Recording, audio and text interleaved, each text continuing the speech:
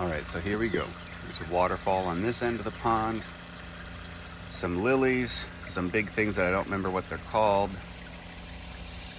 some corkscrew rush. See at the bottom we've got some driftwood and all of that, and this is where our auto top-off valve is, and another waterfall, but the pump keeps getting clogged, so it's not moving a lot of water. Water hyacinth and giant water lettuce.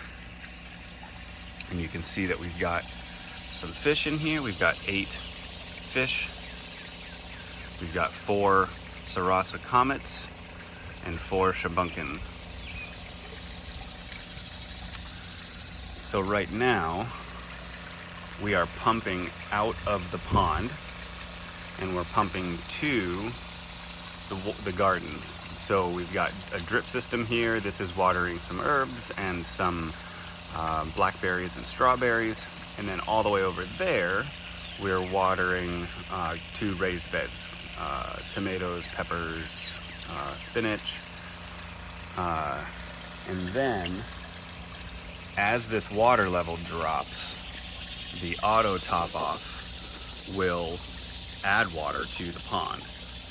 Now the other end of this hose has a chlorine filter on it and a chloramine filter. So we're not putting chloramines into the water, they are being filtered out.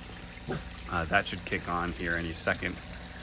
The water level should maintain just about to the bottom of this flashing. So as soon as it drops a little bit more, that'll kick on and refill.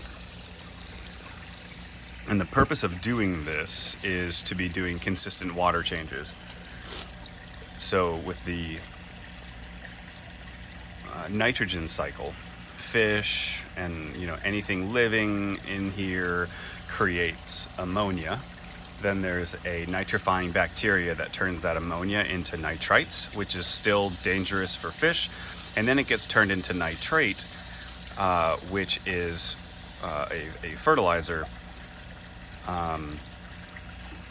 But it's still dangerous to fish, but it has fish have a much higher tolerance for nitrates than they do nitrites. So, but there's nothing to turn nitrate into anything else. So what we're doing to get rid of nitrates is plants, right? So plants will absorb nitrate.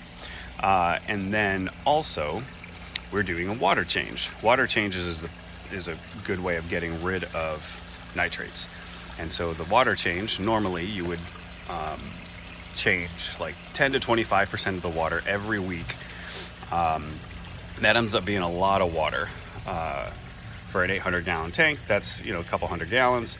And so instead of just dumping that water out, we're pumping it to the garden 10 minutes every day, and then auto refilling, and that is in effect doing our water changes constantly.